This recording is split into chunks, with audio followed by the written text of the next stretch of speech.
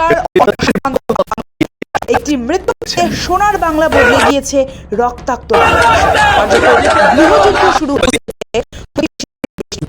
2024 আন্দোলনের অন্যতম মুখ ওসমান হাদির মৃত্যু ঘিরে হিংসা ছড়িয়ে পড়েছে বাংলাদেশে।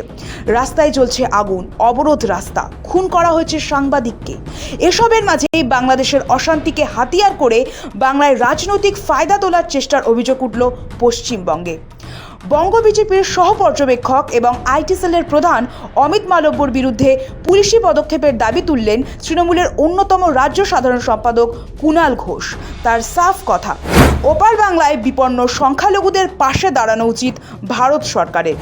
কেন্দ্র অবস্থান জানাক, তৃণমূল পাশে থাকবে। এটা শুধুমাত্র দায়িত্ব জ্ঞানহীন, শুধুমাত্র পশ্চিমবঙ্গকে অপমান করা নয়, এটা কিন্তু একটা প্ররোচনা দেওয়ার চেষ্টা, প্ররোচনা ছড়ানোর চেষ্টা। ইনকিলাব মঞ্চের নেতা শরীফ ওসমান হাদির মৃত্যুর পর নতুন করে আগুন জ্বলছে বাংলাদেশে। ইউনূস প্রশাসনের প্রহরায় চরম অরাজকতা চলছে ওপার বাংলায়। আক্রান্ত সংখ্যালঘুরা, আক্রান্ত সংবাদ মাধ্যমও। বৃহস্পতিবার রাতে হাদির মৃত্যুর খবর ছড়িয়ে পড়তেই ঢাকা, চট্টগ্রাম সহ বিভিন্ন এলাকায় শোক মিছিল বার হয়। বিভিন্ন উচ্চ শিক্ষা প্রতিষ্ঠানেও বেরিয়ে আসেন পড়ুয়ারা। শুরু হয় শোক মিছিল। শাহবাগ সহ বিভিন্ন জায়গায় চলে অবস্থান বিক্ষোভ। রাত যত বাড়তে থাকে, বিক্ষোভের নামে ততই ছড়ায় অশান্তি। মৌলবাদী বিক্ষোভকারীরা আক্রমণ করে প্রথম আলোর দফতরে। ডেইলি স্টারের দফতর জ্বালিয়ে দেওয়া হয়। ঢাকার সাংস্কৃতিক কেন্দ্র ছায়ানটেও চালানো হয় ধ্বংসলীলা। সেই ভিডিও শেয়ার করে বিজেপি আইটি সেলের প্রধান অমিত মালব্য দাবি করেন, বাংলাদেশে আজ যে মৌলবাদী দাপাদাপি শুরু হয়েছে, সেটাই আগামী দিনে বাংলার ভবিতব্য। তিনি দাবি করেন, বাংলাদেশের এই ঘটনা হুঁশিয়ারির সমান। এটাই হয় যখন মৌলবাদ এবং উগ্রপন্থাকে প্রশ্রয় এবং উৎসাহ দেওয়া হয়। ঠিক এই কারণেই বাংলায় মমতা বন্দ্যোপাধ্যায়ের শাসন উদ্বেগজনক। বহু বছরের রাজনৈতিক আশ্রয়, স্বাধীন সংস্থাগুলির অবক্ষয় এবং ক্ষেত্রবিশেষ নীরবতা বাংলাকে বিপজ্জনক পথে এগিয়ে দিচ্ছে। মালব্যর দাবি, 2026-এর পরও যদি বাংলায় মমতার শাসন চলে, তাহলে বাংলার পরিস্থিতি হাতের বাইরে চলে যাবে। বিজেপির আইটি সেলের প্রধান অমিত মালব্যর এই পোস্টে রীতিমতো প্ররোচনা দেখছে তৃণমূল। বিজেপির অমিত মালব্য বাংলাদেশের ঘটনার সঙ্গে পশ্চিমবঙ্গকে তুলনা করে যে পোস্ট করেছেন, তার নিন্দা জানান তৃণমূলের অন্যতম রাজ্য সাধারণ সম্পাদক কুণাল ঘোষ। সোশ্যাল মিডিয়ায় পোস্ট করে তিনি বলেন, এটা শুধু এই রাজ্যকে অপমান নয়, এটা প্ররোচনা ছড়ানো। পুলিশের উচিত ব্যবস্থা নেওয়া। বাংলাদেশ ইস্যুতে রাজ্যের শাসক দলের অবস্থান স্পষ্ট করে কুণাল জানান, বাংলাদেশ থেকে উদ্বেগজনক খবর আসছে, কিছু অমানবিক ভিডিও ছড়াচ্ছে, সত্য মিথ্যা বোঝা কঠিন। যেহেতু এটি আন্তর্জাতিক বিষয়, তাই কেন্দ্রীয় সরকার অবিলম্বে এই বিষয়ে পদক্ষেপ নিক, অবস্থান জানাক। বাংলাদেশে থাকা সংখ্যালঘু ভারতীয় ও সংবাদ মাধ্যমের কর্মীদের যথাযথ নিরাপত্তা বাঞ্ছনীয়।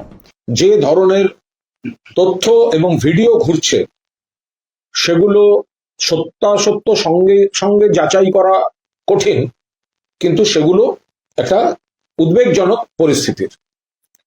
এখন যেহেতু এটা আলাদা একটা দেশ, আলাদা রাষ্ট্র এবং বিষয়টা আন্তর্জাতিক, তাহলে এটা রাজ্য সরকার বা আমাদের বিষয় নয়, আমরা এ নিয়ে কোনো মন্তব্য করতে চাই না। আমরা নিন্দা করছি, ঘটনার তীব্র নিন্দা করছি। বিদেশ মন্ত্রী তারা অবিলম্বে সক্রিয় হন। বাংলাদেশে কি চলছে, ভারত সরকার কি করছে, ভারত সরকার অবিলম্বে কিছু করুক। কারণ বিষয়টা বাংলাদেশ আলাদা দেশ, কিন্তু সেটা আবার আমাদের সীমান্ত। অবিলম্বে তো এই বিষয়গুলো থামানো দরকার। তো কেন্দ্রীয় সরকারের দায়িত্ব, এটা তো আমাদের দায়িত্ব নয়। চক্রান্তমূলক কাণ্ড চলছে। এই যে অমিত মালব্য বলে যে ব্যক্তিটি আছেন এবং বিজেপির কিছু এখানকার নেতা, তারা বাংলাদেশের আপত্তিকর কাজগুলো এবং সেখানকার কিছু ভিডিও সেইগুলো পোস্ট করছেন, তার সঙ্গে পশ্চিমবঙ্গকে তুলনামূলকভাবে জড়িয়ে দিয়ে এই কাজটা করছেন। এটা শুধুমাত্র দায়িত্ব জ্ঞানহীন, শুধুমাত্র পশ্চিমবঙ্গকে অপমান করা নয়, এটা কিন্তু একটা প্ররোচনা দেওয়ার চেষ্টা, প্ররোচনা ছড়ানোর চেষ্টা। বাংলাদেশের গন্ডগোলের ভিডিও আসলে বিজেপি এই ভোটে সম্প্রীতি নষ্ট করে ধর্মীয় মেরুকরণ এবং অশান্তির মাধ্যমে ওরা কিছু মানুষকে বিভ্রান্ত করতে চায়, কিন্তু মমতা বন্দ্যোপাধ্যায় মাননীয় মুখ্যমন্ত্রী বাংলায় আমরা এটা হতে দেব না, বাংলার মানুষ এটা হতে দেবেন না। এই বিজেপি খেলা করছে বাংলাদেশ এবং সীমান্তের ইস্যু নিয়ে। উত্তাল বাংলাদেশ, তবে সেই সূত্র ধরে রাজনৈতিক উত্তেজনা ছড়ালো বাংলাতেও। যদিও তৃণমূলের সাফ বার্তা, যেহেতু এটি আন্তর্জাতিক বিষয় তাই কেন্দ্রীয় সরকার অবিলম্বে এ বিষয়ে পদক্ষেপ নিক, অবস্থান জানাক। ব্যুরো রিপোর্ট, সময় কলকাতা।